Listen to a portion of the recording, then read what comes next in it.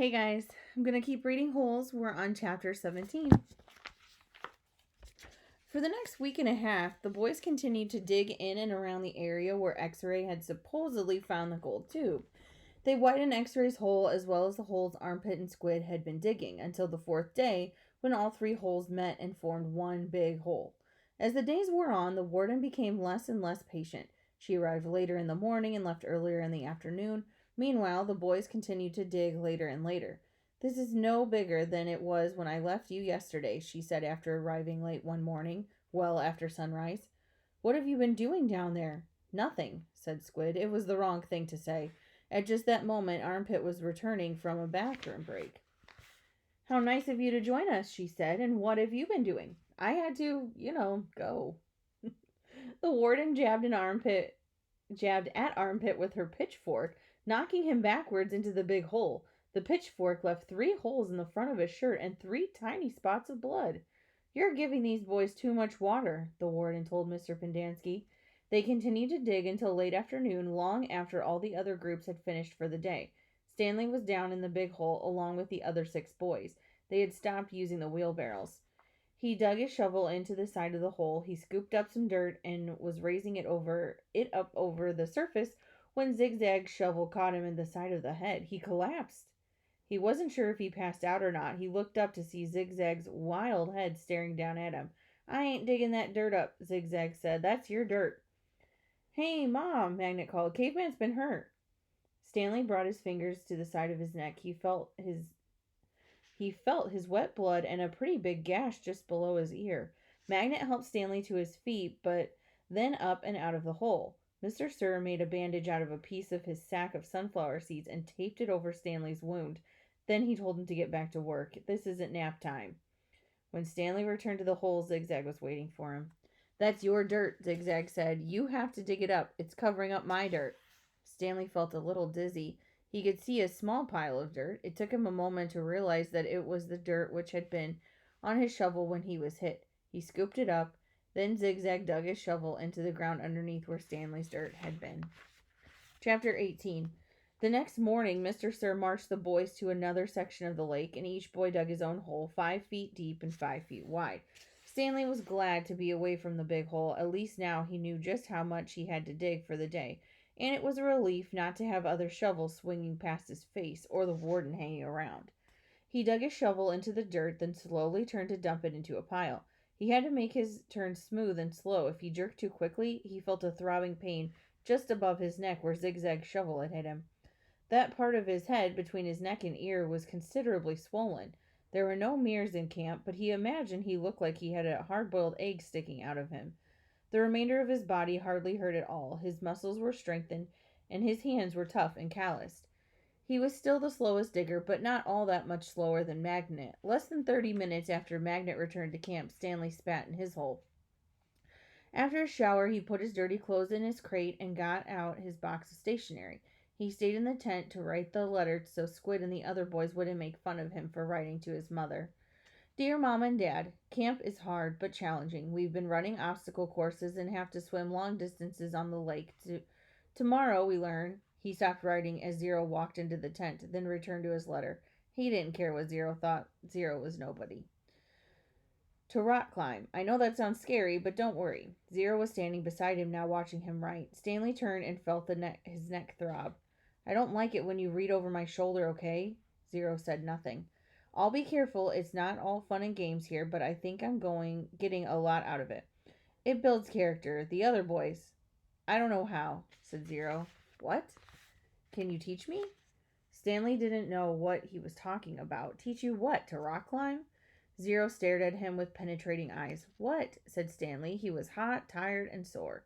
"I want to learn to read and write," said Zero. Stanley let out a short laugh. He wasn't laughing at Zero. He was just surprised. All this time he had thought Zero was reading over his shoulder. "Sorry," he said. "I don't know how to teach." After digging all day, he didn't have the strength to try to teach Zero to read and write. He needed to save his energy for the people who counted. "You don't have to teach me to write," said Zero. "Just to read. I don't have anybody to write to." "Sorry," Stanley said again. His muscles and hands weren't the only parts of his body that had toughened over the past several weeks. His heart had hardened as well. He finished his letter. He barely had enough moisture in his mouth to seal the stamp and the envelope. It seemed that no matter how much water he drank, he was always thirsty. Chapter 19. He was awakened one night by a strange noise. At first, he thought it might have been some kind of animal, and it frightened him. But as the sleep cleared from his head, he realized that the noise was coming from the cot next to him. Squid was crying. "You okay?" Stanley whispered. Squid's head jerked around. He sniffed and caught his breath. "Yeah, I'm fine," he whispered and sniffed again.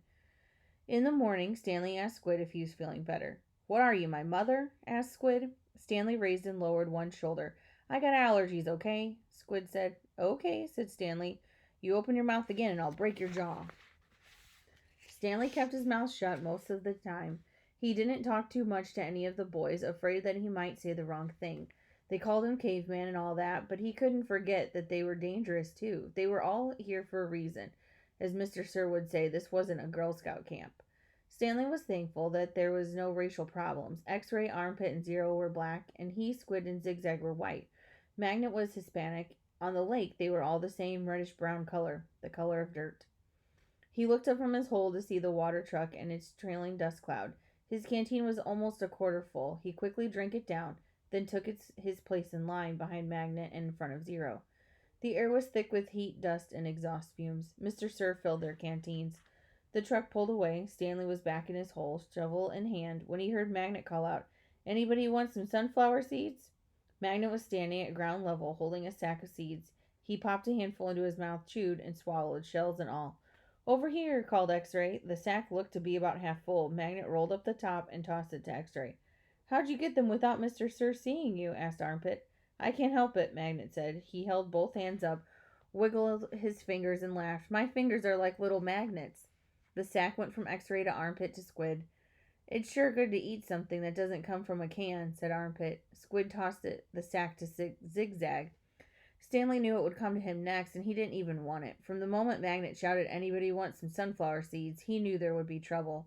Mr. Sir was sure to come back, and anyway, the salted shells would only make him thirsty. "Coming your way, caveman," said Zigzag. "Airmail and special delivery." It's unclear whether the seeds spilled before they got to Stanley or after he dropped the bag. It seemed to him that Zigzag hadn't rolled up the top before throwing it, and that was the reason he didn't catch it. But it all happened very fast. One moment the sack was flying through the air, and the next thing Stanley knew, the sack was in his hole, and seeds were spilled across the dirt. "Aw, man," said Magnet. "Sorry," Stanley said as he tried to sweep the seeds back into the sack. "I don't want to eat dirt," said X-Ray. Stanley didn't know what to do. "The truck's coming!" shouted Zigzag. Stanley looked up at the approaching dust cloud, then back down at the spilled seeds. He was in the wrong place at the wrong time. What else is new? He dug his shovel in his hole and tried to turn over the dirt and bury the seeds. What he should have done, he realized later, was knock one of his dirt piles back into his hole, but the idea of putting dirt into his hole was unthinkable. "Hello, Mr. Sir," said X-Ray. "Back so soon?" "It seems like you were just here," said Armpit. "Time flies when you're having fun," said Magnet. Stanley continued to turn the dirt over in his hole. "You Girl Scouts having a good time?" asked Mr. Sir. He moved from one hole to another. He kicked a dirt pile by Magnet's hole, then he moved towards Stanley. Stanley could see 2 seeds in the bottom of his hole, and as he tried to cover them up, he unearthed the corner of the sack. "Well, what do you know, caveman?" said Mr. Sir, standing over him. "It looks like you found something." Stanley didn't know what to do. "Dig it out," Mr. Sir said. "We'll take it to the warden. Maybe she'll give you the rest of the day off." "It's not anything," Stanley muttered. "Let me be the judge of that," said Mr. Sir. Stanley reached down and pulled up the empty burlap sack. He tried to hand it to Mr. Sir, but he wouldn't take it. "So tell me, caveman," said Mr. Sir, "how did my sack of sunflower seeds get in your hole?" "I stole it from your truck." "You did?" "Yes, Mr. Sir." "What happened to all the sunflower seeds?" "I ate them." "By yourself?" "Yes, Mr. Sir." "Hey, caveman," shouted Armpit, "how come you didn't share with any of us?" "That's cold, man," said X-Ray. "I thought you were our friend," said Magnet. Mr. Sir looked around from one boy to the other, then back to Stanley. "We'll see what the warden has to say about this. Let's go." Stanley climbed up out of the hole and followed Mr. Sir to the truck. He still had the empty sack. It felt good to sit inside the truck out of the direct rays of the sun. Stanley was surprised he could feel good about anything at that moment, but he did. It felt good to sit down on a comfortable seat for a change, and as the truck bounced along in the dirt, He was able to appreciate the air blowing through the open window into his hot and sweaty face. Chapter 20. It felt good to walk into the shade with the two oak trees. Stanley wondered if this was how a condemned man felt on his way to the electric chair, appreciating all of the good things in life for one last time. They had to step around holes to get to the cabin door. Stanley was surprised to see so many around the cabin. He would have expected the warden to not want the campers digging so close to her home, but several holes were right up against the cabin wall. The holes were closer together here as well, and were of different shapes and sizes. Mr. Sir knocked on the door. Stanley still held the empty sack. Yes, the warden said, opening the door. There's been a little trouble out on the lake, Mr. Sir said. Caveman will tell you all about it. The warden stared at Mr. Sir a moment, then her gaze turned toward Stanley. He felt nothing but dread now. Come in, I suppose, said the warden. You're letting the cold out. It was air conditioned inside her cabin. The television was going. She picked up the remote and turned it off. She sat down on a canvas chair. She was barefoot and wearing shorts. Her legs were as freckled as her face and arms. So what is it you have to tell me? Stanley took a breath to steady himself. While Mr. Sir was filling the canteens, I snuck into the truck and stole his sack of sunflower seeds. I see, she turned to Mr. Sir. That's why you brought him here? Yes, but I think he's lying. I think someone else stole the sack, and Caveman is covering up for X-Ray or somebody. It was a 20-pound sack, and he claims to have eaten them all by himself. He took the sack from Stanley and handed it to the warden. I see, the warden said again. The sack wasn't full, Stanley said, and I spilled a lot. You can check my hole. In that room, Caveman, there's a small flowered case. Will you get it for me, please? She pointed to a door. Stanley looked at the door, then at Warden, then back at the door. He slowly walked towards it. It was kind of a dressing room with a sink and a mirror. Next to the sink, he saw the case, white with pink roses. He brought it back out to the warden, and she set it on the glass coffee table in front of her.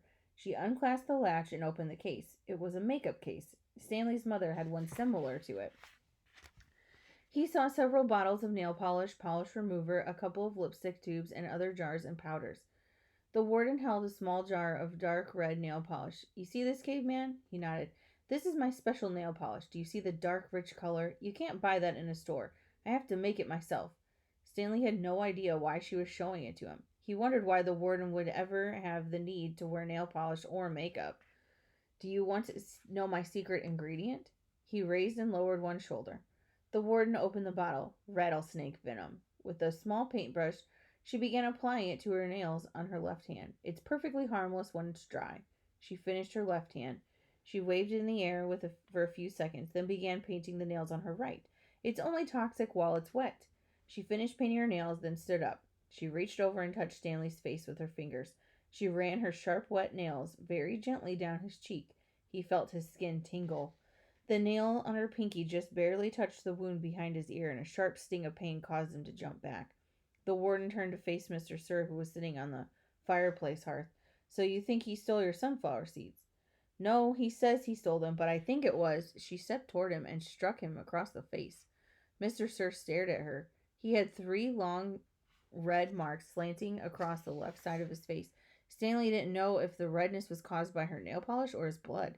It took a moment for the venom to sink in. Suddenly, Mr. Sir screamed and clutched his face with both hands.